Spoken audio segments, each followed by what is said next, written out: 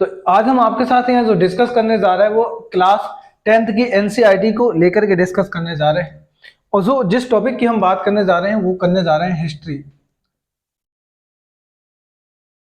तो जिस बुक का डाटा हम यहाँ लिए हैं या जिस चीज की हम बात कर रहे हैं, जिस सब्जेक्ट की हम बात कर रहे हैं वो हिस्ट्री को लेकर के बात कर रहे हैं।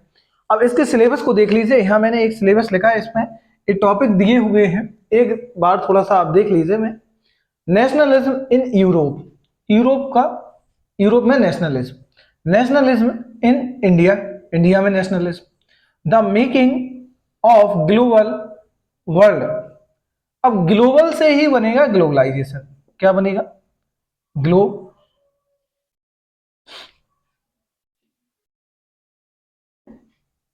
तो ये मीनिंग बनेगी। इसकी हम बात करेंगे आपके साथ कि ग्लोबलाइजेशन क्या है। The age of industrialism, industrialism या इंडस्ट्रियलाइजेशन बोल सकते हैं, इंडस्ट्रियल या इंडस्ट्रियलाइजेशन। ठीक है, अब करते हैं आगे बात। Print culture and modern world, print culture and modern world. थोड़ी 2 मिनट में इसके बारे में डिस्कस कर दूंगा आपके साथ, 2 मिनट, ज्यादा समय नहीं लूंगा। ये थोड़ा सुन लीजिए कि nationalism in Europe, nationalism in India. अब दोनों कॉन्सेप्ट में नेशनलिज्म नेशनलिज्म आ रहा है। ये डिपेंड नहीं करता है, ये इंपोर्टेंट नहीं करता है कि हमें इंडिया का पढ़ना है कि यूरोप का पढ़ना है कि अमेरिका का। इंपोर्टेंट है कि हमें नेशनलिज्म मीनिंग को समझना है कि नेशनलिज्म मीनिंग का मीन्स क्या है, उसका मतलब क्या है, और इंडिया के परिप्रेक्ष्य में क्या होगा, इंडिया को लेकर के उसका मीन्स क्या है, यूरोप को लेकर के क्या होगा। जैसे वही बात करूं कि कोई व्यक्ति है, कोई अगर विलेज में रहता है तो उसकी नेशनलिटी जो होगी, जो नेशनलिज्म होगा अपने उसके विलेज के प्रति, गांव के प्रति या किसी डिस्ट्रिक्ट के प्रति, तो उसका अलग होगा। वही जब एक स्टेट, एक कंट्री को लेकर के होगा तो उसका अलग रिक्वायर होगी। वही सीधी बात है कि यहाँ पे जरूरतों को लेकर के बात हो रही है। अब यहाँ मैंने कहा कि मेकिंग ऑफ ग्लोबल वर्ल्ड, तो यहाँ एक मीनिंग निकल के आती है, मीनिंग बनती है ग्लोबल से ग्लोबलाइजेशन। मतलब जिसमें एक एग्जाम्पल से समझाता हूँ ग्लोबलाइजेशन को, कि जैसे कोई एक व्यापारी है और व्यापार को वो प्रारंभ करना स्टार्ट करता है। अभी उसका व्यापार मात्र एक लिमिट एरिया में है, एक लिमिट लैंड पर है, एक लिमिट जगह पर। अब वो अपने व्यापार को बहुत बढ़ाना चाहता है, उस व्यापार को बहुत विस्तारित करना चाहता है। अब जब वो अपने व्यापार को बढ़ाने के लिए, जब वो दूसरे स्टेटों के साथ, दूसरे कंट्रियों के साथ जब आदान, इंपोर्ट और एक्सपोर्ट का काम करता है, अपने व्यापार को बढ़ाता है, तो फिर वो क्या करता है कि जो चीजें वो अभी फाउंडेशन में बताता कि हमें व्यापार केवल एक लिमिट एरिया में करना है, अब जब अपने व्यापार का वो प्रचार प्रसार, एडवर्टाइजमेंट करेगा, ये सब चीजें करवाएगा, और एक करवाने के साथ फिर वो इंपोर्ट एक्सपोर्ट को बढ़ावा देगा, चीजों को ओपन करेगा, ओपन मार्केट की तरह वर्क करेगा, तो उससे एक मीनिंग निकल के आएगी। और यहाँ पे सीधा इसका एक और बेस्ट एग्जांपल दे रहा हूँ। यह सबसे बेस्ट एग्जांपल है ऑनलाइन मार्केट। क्या है? Online market.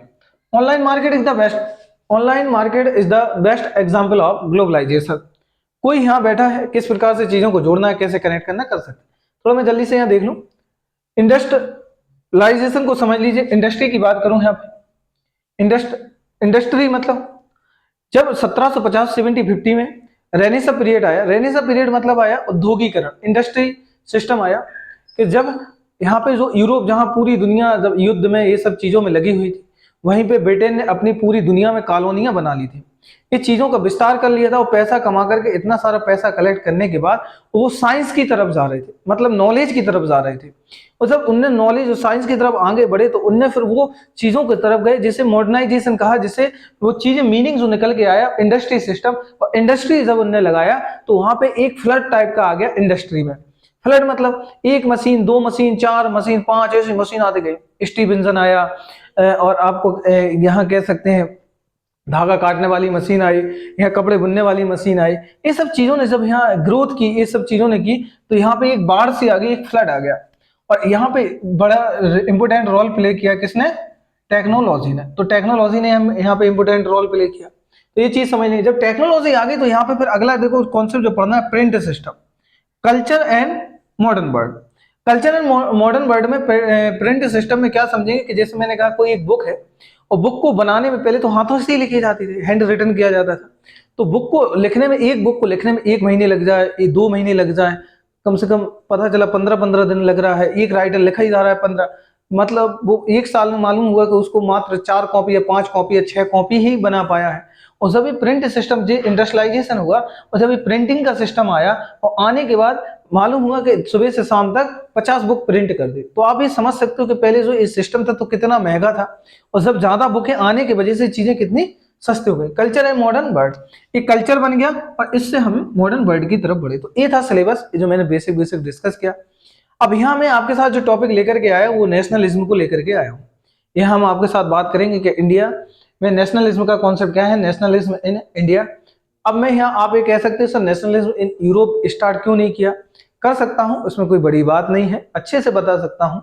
लेकिन मैं यहाँ पे इंडिया के सिनेरियो को इसलिए समझाना चाहता हूँ कि इंडिया के जब अगर आप एक फिलॉसफी को समझोगे कि नेशनलिज्म की फिलॉसफी क्या है, उसके पीछे फैक्ट क्या है, मीनिंग क्या है, तब आपको सच में ये चीजें समझ में आएंगी। वही मीनिंग हमें समझनी है कि how did the consciousness of nationalism rise in India. तो कॉन्शियसनेस मतलब चेतना, चेतना मतलब ये हमारे दिमाग में विचार कहां से आया, ये फिलॉसफी, ये कॉन्शियसनेस, ये चेतना कहां से पैदा हुई और ये कैसे आया कि हमें अपने देश के लिए नेशनलिज्म की तरफ बढ़ना। अब नेशनलिज्म का कॉन्सेप्ट है क्या, ये ओरिजिन कैसे हुआ, इंपोर्टेंट पॉइंट है ये, ओरिजिन हुआ कैसे, मैगजीन के द्वारा। मैगजीन, मैगजीन मतलब जो उस समय मैगजीन प्रिंट की जा रही थी, उन मैगजीनों में देश विदेशों की घटनाओं का जिक्र किया जा रहा था। जैसे अमेरिकन रेवोल्यूशन कैसे हुआ, अमेरिका ने किस प्रकार से अपने कॉलोनी सिस्टम को आजाद कराया ब्रिटेन से, कैसे फ्रेंच रेवोल्यूशन हुआ, कैसे फ्रेंच रेवोल्यूशन में उनने अपने आप को आजाद कराया, किस प्रकार से रशियन रेवोल्यूशन हुआ, रशिया में क्रांति हुई, किस प्रकार से चाइना में जो सिस्टम चल रहा था, जितने भी जो कॉलोनियल सिस्टम थे वो किस प्रकार से अपने आप को इंडिपेंडेंट करके डेमोक्रेटिक कंट्री बन करके आजाद हो गए। तो इसका इंपोर्टेंट रोल प्ले किसने किया, मैगजीन। और इंडिया में ये कॉन्सेप्ट जो नेशनलिज्म का कहां से ये चीज आई और कहां से ये चीज पैदा हुई, तो कहां से होती है, और ये चीज पैदा होती है मैगजीन से। जब लोगों ने मैगजीनें पढ़ी और इनकी तरफ आगे बढ़े, इसने बहुत इंपोर्टेंट रोल प्ले किया। अगला है लेटर्स, पत्र पत्रिकाएं, लेटर्स, जैसे मैं आज पेपर आते हैं, डे बाई डे पेपर आ रहे हैं, ठीक है। अगला पोएट, कवियों ने इनके बारे में लिखा और प्रचार प्रसार करवाया। सोशल रिफॉर्म, जैसे राजा राममोहन राय है, ठीक है, जैसे राजा राममोहन राय हो गए, आपके आपके ईश्वर चंद्र विद्यासागर है, आपके ज्योतिबा फुले है, सावित्रीबाई फुले, जैसे उन्होंने एक बुक भी लिखी थी गुलामगिरी, औरत को मतलब कि वोमेन की एजुकेशन को लेकर के। जब औरतों ने एजुकेशन को पढ़ा, इन चीजों में जब औरतों ने एजुकेशन को लिया, वोमेन सब एजुकेशन में पार्टिसिपेट किया, तो उनके भी अपने देश के प्रति इकोनॉमिक, पॉलिटिकल और जितने भी और चीजें एजेंडा थे उनकी तरफ वो आगे बढ़ी और उनने अपना आगे जाके इंपोर्टेंट रोल प्ले किया नेशनलिज्म में। रेवोल्यूशनरी, क्रांतिकारियों ने कैसे इंपोर्टेंट रोल प्ले किया, और इंपोर्टेंट हुआ फिलोसफर। तो इन सबों से जो मीनिंग जो निकल के आया, और इन सब ने एक जो चेतना, चेतना मतलब जो कॉन्शियसनेस है, जो चेतना जो लाए, जो मीनिंग यहाँ पे अपने देश के प्रति क्या हमारे कर्तव्य होने चाहिए, अपने देश के प्रति किस प्रकार की ड्यूटी होनी चाहिए, वो चीजें निकल के आई ये सारी चीजों से। अब यहां देखो मैंने कुछ चीजें लिखी हैं, nation, national, nationalism, colony, colonial, colonialism. आपकी बुक में नहीं है ये चीज, है आपकी बुक में केवल दो टर्म है, नेशनलिज्म और कॉलोनियलिज्म, बस इतना लिखा है। ये नेशन नेशनल नहीं है, ना कॉलोनी ना कॉलोनियलिज्म है। आपने सुना होगा कि भारत में ब्रिटेन की बहुत सारी कॉलोनियां थी, पर उनने उस कॉन्सेप्ट को बना करके कॉलोनियल बोला, फिर उससे निकल के आया एक मीनिंग कॉलोनियलिज्म। तो यही आपको समझना है। तो सबसे पहले तो मैं आपको सबसे पहले समझा दूं नेशन का मतलब क्या है। जब आप नेशन समझोगे, और जब नेशन समझोगे, जब आपको एक कॉन्सेप्ट समझ में आएगा कि नेशन का मीन्स क्या है। तो नेशन का जो मीन्स है, जो नेशन की मीनिंग है, वो आपको अच्छे से समझना है कि नेशन का मीनिंग क्या है। अब नेशन का यहाँ मतलब जरूरी नहीं है कि मैं यहाँ आपकी कंट्री की बात करूँ। तो नेशन का मतलब एक छोटे से विलेज से हो सकता है, छोटे से गांव से हो सकता है। नेशन का मतलब किसी डिस्ट्रिक्ट से हो सकता है, किसी डिस्ट्रिक्ट से हो सकता है। नेशन का मीन किसी स्टेट से हो सकता है और किसी कंट्री से हो सकता है, या किसी एक स्पेशली कॉन्टिनेंट से हो सकता है, किसी से भी हो सकता है। तो ये नेशन, जैसे यूरोप क्या है, अब यूरोप में नेशनलिज्म पढ़ेंगे ना, तो यूरोप कौन कोई एक देश है, कॉन्टिनेंट है। इंडिया क्या है, इंडिया एक कंट्री है, तो ये क्या है, नेशनलिज्म, नेशन है। तो अब ये विलेज का कॉन्सेप्ट कैसा है, जैसे कोई विलेज में उसका कल्चर कैसा है, जैसे मैं यहाँ पे बात करूं उसका फूड, उसका कल्चर, उसका फूड है, कल्चर है, ट्रेडिशन, ट्रेडिशन, जैसे उसके फेस्टिवल आ जाएंगे वगैरह, उसका वहां का ट्रेड, कोई हिस्टोरिक चीज, कोई हिस्टोरिक बिल्डिंग्स वगैरह हो, तो ये सब चीजें किसको प्रमोट करेगी, हमारे एक नेशन को। अब नेशन से ही नेशनल बना, जैसे मैंने कहा कि मैं, आपकी नेशनलिटी क्या है, राष्ट्रीयता क्या है, मैं कहूं मैं इंडियन हूं, तो क्या मेरे सर पे लिखा है कि मैं इंडियन हूं, कि मेरे यहाँ माथे पर लिखा है कि मैं इंडियन हूं, तो मैं कैसे प्रूव करूंगा कि मैं इंडियन हूं। तो ये चीज प्रूव होगी हमारे पहनावा से, हमारे कपड़ों की स्टाइल से, हमारी भाषा, हमारी भाषा क्या है, हिंदी है। जब हम कहीं हिंदी बोलेंगे तो सामने वाला कहेगा कि ये लैंग्वेज कहाँ की, हिंदी, इंडिया की। तो इससे क्या शो होगा कि हम इंडियन वासी हैं, मतलब कि कहाँ है, भारतवासी है। और क्या शो होगा, हमारा खान पान, क्या हमारा खान पान, डेली रूटीन क्या है, यही तो चीज। अब तो एक अलग चीज है, इस पे मैं बाद में करूंगा डिस्कस, लेकिन बेसिक चीज सुन लीजिए। तो यहां से ये निकल के आया नेशनल। अब नेशनलिज्म क्या है, जब इसी चीज को एक बड़े लेवल पे किया जाए, बड़े लेवल मतलब हो सकता है कि वो इंडिया हो सकता है, इंडिया हो सकता है, या फिर स्पेशली इंडिया मतलब कि वो कंट्री, यहां मैं इंडिया की बात कर रहा हूं, किसी कंट्री से, कंट्री हो सकता है, या कोई कॉन्टिनेंट हो सकता है, कोई महाद्वीप हो सकता है, कोई देश हो सकता है। जब वो एक बड़े लेवल पे काम करता है और वो बड़े लेवल पे ये सब चीज़ों पे वर्क होता है, कल्चर को लेकर के, फेस्टिवल को लेकर के, और ट्रेडिशन को लेकर के, फूड को लेकर के, तो उससे मीनिंग निकल के आता है नेशनलिज्म। तो नेशनलिज्म होता है कि अपने एक प्रति, देश के प्रति हमारे क्या ड्यूटी होनी चाहिए, क्या कर्तव्य होने चाहिए। जैसे मान लीजिए हमारे सामने एक चाइना का प्रोडक्ट है और एक हमारा इंडियन प्रोडक्ट है, तो हमारी ड्यूटी क्या होती है, हमारे अपने नेशन के प्रति, हमारे अपने देश के प्रति, कि हम किस प्रोडक्ट को सबसे पहले इंपोर्टेंस देंगे, तो सबसे पहले इंपोर्टेंस देंगे हम इंडियन प्रोडक्ट को। तो ये हमारी नेशनलिटी या हमारा नेशनलिज्म कहलाएगा। तो ये मैं आशा करता हूं कि आप ये समझे होंगे।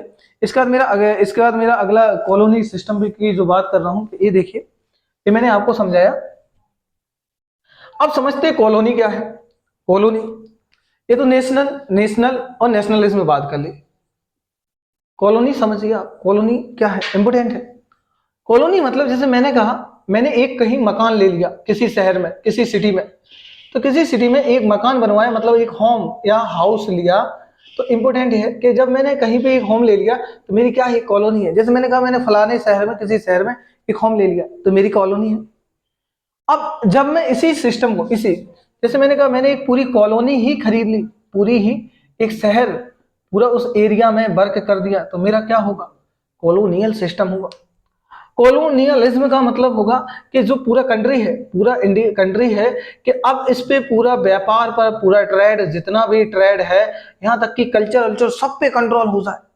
उस समय भारत किसकी कॉलोनी थे, जब हम आजाद नहीं हुए थे 1947 से पहले, हम इंग्लैंड की कॉलोनी थी, इंग्लैंड की कॉलोनी।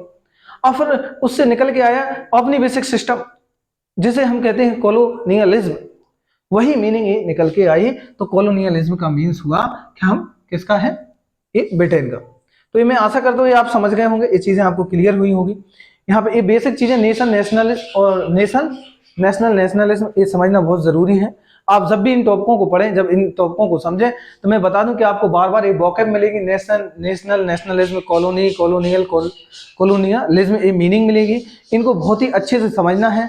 जब तक ये मीनिंग आप नहीं समझेंगे, तो मैं ये यकीन दिला रहा हूं कि आप कभी भी इन टॉपिकों को नहीं समझ पाएंगे। यही प्रॉब्लम है कि बच्चों की, कि बच्चे क्या करते हैं, पढ़ते नहीं, वो सीधी बुक ली और वो कहते हैं हमें हिस्ट्री समझ में नहीं आ रहा है, या पॉलिटी समझ में नहीं आ रहा है, ज्योग्राफी नहीं आ रहा है, इकोनॉमी नहीं आ रहा, क्योंकि वो मीनिंग के मतलब नहीं समझना चाहते और डायरेक्ट टॉपिक को पढ़ना चाहते हैं। इसीलिए वो आगे उनका बेस जो होता है वो इतना अच्छा नहीं हो पाता, फिर उनको प्रॉब्लम आती है सब्जेक्ट में। चलो हम बात करते हैं आगे।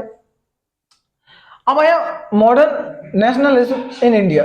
इंडिया में मॉडर्न नेशनलिज्म का क्या कॉन्सेप्ट है वो समझिए। अब जो मूवमेंट कर रहे थे, जो चीजें सारी की सारी चल रही थी, इसमें सबसे ज्यादा इंपोर्टेंट रोल जो प्ले करता है वो करता है first world war. Important point, 1913 से 1918 स्टार्ट तो 14 से 18 हुआ था, लेकिन प्रोसेस होगा 13 से स्टार्ट हुआ। अब ये चीजें क्या हुई, तो लोगों के प्रति जो कॉलोनी सिस्टम था, क्योंकि किस प्रकार से ब्रिटिशर जो थे भारत में अपनी सिस्टमों को, कॉलोनी को बना बना करके भारतीयों के सारे बिजनेस को बंद करवा करके केवल केवल उनको मजदूर बना दिया था। केवल आप कपड़ा ले लीजिए और खाना लीजिए, इसके बाद आपकी कोई जिंदगी नहीं, रात दिन आप काम कीजिए। अब लोग सब एक डेमोक्रेसी चाहते थे, सब एक स्वतंत्रता चाहते थे। इसी चीज को लेकर के इन्हें एंटी कॉलोनियल मूवमेंट स्टार्ट कर दिया।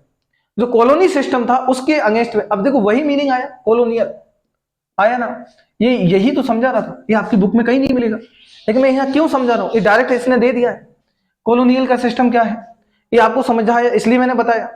तो इनके खिलाफ एक मूवमेंट स्टार्ट कर दिया। Against the colonial ruler people begin to the recognise mutual unity, एक ग्रुप बनाकर इनने ये स्टार्ट कर दिया जितने भी। अब आगे आता है under the leadership of Mahatma Gandhi, important. अब यहां पे कोई लीडर ऐसा नहीं था कि इन सारे ग्रुप को, जिसमें अब सभी परेशान थे ना अपने अपने, क्योंकि यहां पे सबसे ज्यादा अगर परेशान थे तो किसान वर्ग। किसान वर्ग क्यों परेशान था, किसान वर्ग परेशान था ऊंची ऊंची लगाने, ऊंचे ऊंचे टैक्स देना, लंबी लंबी टैक्स देना। जो पट्टी पे उनको जमीनें दी जाती थी वो भी कोई कंफर्म नहीं था, वो पट्टा कब तक उन्हें दिया जाएगा, कब उनसे वापस ले लिया जाएगा, वो टेम्पररी था, ऐसा कोई फिक्स नहीं था। तो ये सारी चीजें थी। तो Congress got heard these group and create the huge movement. एक यहाँ पे महात्मा गांधी के नेतृत्व में, लीडरशिप में एक बड़ा मूवमेंट स्टार्ट कर दिया एंटी कॉलोनियल मूवमेंट के नाम से। कह सकते हैं कि जितने भी कॉलोनी सिस्टम थे उनके अगेंस्ट के नाम। फिर बाद में आप जब देखोगे सिलेबस के अकॉर्डिंग, जो आपके बुक में जो दिया है गांधी एरा में, जब पढ़ोगे कि गांधी जब अफ्रीका से वापस आए 15 में, फिर 16 में उन्होंने पूरे भारत का दौरा किया, 17 में फिर वो बिहार जाएंगे, चंपारण जाएंगे, और फिर चंपारण जाने के बाद कैसे 3 कठिया सिस्टम उनने वो पूरा किया इंडिगो को लेकर के। उसमें फिर आप देखोगे कि बागान के जो किसानों के ऊपर जो जबरदस्त वहां पे अकाल पड़ गया था, जिसकी वजह से मतलब कह सकते सूखा पड़ गया था, जिसकी वजह से फसलें अच्छी नहीं हुई थी, लेकिन उनसे फिर भी वो टैक्स वसूला किया जा रहा था। किसान चाहते थे कि उनके टैक्स में कुछ राहत मिले। फिर वही देखोगे कि अहमदाबाद मतलब इसमें एक मूवमेंट, खेड़ा मूवमेंट देखोगे। फिर आप जब जाके 1918 वाला मूवमेंट देखोगे अहमदाबाद मिलकर के, उसमें जो वहां पे जो मजदूर थे, मजदूरों को कहा गया था कि आपको बोनस दिया जाएगा और उसमें एक्स्ट्रा, तो वो सब चीजें नहीं दी जा रही। तो ये सारे मूवमेंट पढ़ोगे। फिर सिविल डिसोबीडियंस है, चोरी चोरा है, ये सारे मूवमेंट यहाँ देखने वाले हो। तो ऐसे करके गांधी जी ने एक इंपोर्टेंट रोल प्ले किया, और गांधी जी के बिना ये सारा एरा खाली हो जाता। इतना बड़ा मूवमेंट, इतना सारा जो आज भारत आप देख रहे हो, हम आप डेमोक्रेटिक है, मैं नहीं समझता कि गांधी के बिना ये देश कुछ हो सकता था। आगे, the world war create a new economic and political situation. जब फर्स्ट वर्ल्ड वार स्टार्ट हुआ तो इसने इकोनॉमिक और पॉलिटिकल सिनेरियो में जो सिचुएशन थी वो एकदम टर्म एंड कंडीशन को चेंज कर दिया। टर्म एंड कंडीशन को चेंज कैसे किया, क्योंकि जब फर्स्ट वर्ल्ड वार हुआ तो उस समय देखोगे कि यहाँ पे इनके पर्पज चेंज हो गए। ज्यादातर मात्रा में ये लोग भारत में क्या टैक्स लगाने लगे किसानों के ऊपर। जो गांव के लोग थे उनको जबरन भर्ती करने लगे अपनी सेना में, कि आइए भर्ती हुई जबरदस्ती और जाकर के मर जाइए युद्ध में जाकर के। इससे क्या होगा, लोगों के प्रति गुस्सा होगा ब्रिटिश गवर्नमेंट के प्रति। और इसमें जब 7 लोग एक साथ जब काम करेंगे, जैसे एक साथ लोग आए, अब उसमें हिंदू भी मिले, मुस्लिम भी मिले, क्रिश्चियन, ईसाई, सब लोगों ने जब साथ मिलकर काम किया, तो जो छुआछूत वाला, अनटचबिलिटी वाला कॉन्सेप्ट था, जो धार्मिक रीति रिवाज थे, कहीं ना कहीं वो क्या हुए, कम हुए। और इस कम होने की वजह से जो सभी देश के प्रति जो एक कॉन्सेप्ट लेकर के आया कि हमें अपने देश के लिए एक, जो हमारा भी एक देश है, हमारा भी एक ऐसा देश होना चाहिए जिसमें हम स्वतंत्र हो, अपने डिसीजन ले सकें, सारे हम लोग मिलकर के रहें, सब चीजें हम स्वतंत्र पूर्वक करें। तो यहां पे ये चीजें आती है। फिर this lead to a huge increase in defence expenditure. मैंने अभी देखो वही बात बोली कि इकोनॉमिक और पॉलिटिकल सिचुएशन जो चेंज हुई, इससे क्या होगा कि जब पैसा, इनको जरूरत क्यों थी ज्यादा, इन्हें ये पैसा ले जाके ये लिखा ना डिफेंस एक्सपेंडिचर, डिफेंस पे ज्यादा खर्च किया। अब युद्ध के टाइम क्या होगा, जब कोई देश युद्ध में यहाँ पे कंडीशन में होगा, युद्ध की सिचुएशन में होगा, वॉर की सिचुएशन में होगा, तो ऐसे में उसे वेपन्स की ज्यादा जरूरत पड़ेगी। तो जितना जो पैसा था इंडिया से वो लेके जा रहे थे, वो सब पैसा कहाँ खर्च कर रहे थे, डिफेंस पर खर्च किया।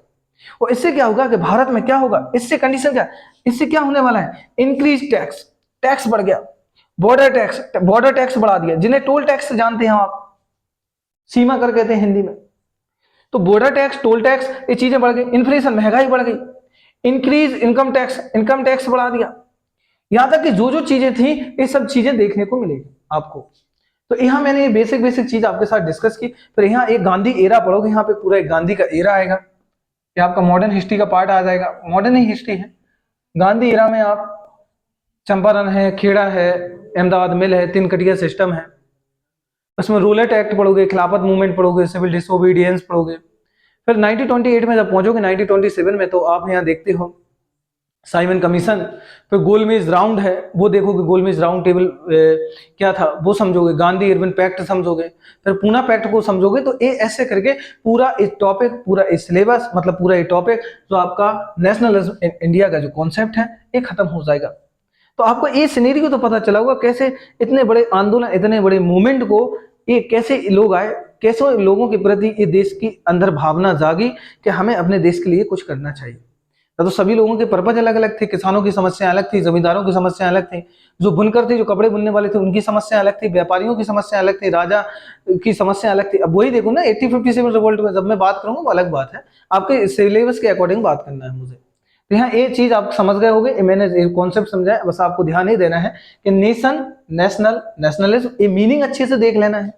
कॉलोनी, कॉलोनियल, कॉलोनियलिज्म, ये अच्छे से इसलिए देखना है, और ये कैसे ये चीजों को ओरिजिन हुआ, magazine, letters, poet, social reform and revolutionary and philosopher, इनके द्वारा ये सब चीजों का कैसे हुआ, बस यही समझना। ये तो बातें हैं, ये तो स्टोरियां हैं, ये तो पूरी आपकी बुक में मिल जाएंगी अच्छे से, लेकिन ये चीजें नहीं मिलेंगी जो मैं अलग से समझा रहा हूँ, क्योंकि ये आपको आने वाले एग्जाम्स होंगे या आने वाले टाइम सोसाइटी को समझने में 11th 12th में, अगर जब आप एनसीईआरटी पढ़ोगे या उसकी हिस्ट्री पढ़ोगे या और भी जब ग्रेजुएशन या जहां भी जाओगे, तो ये समझने में मदद मिलेगी। Okay, thank you.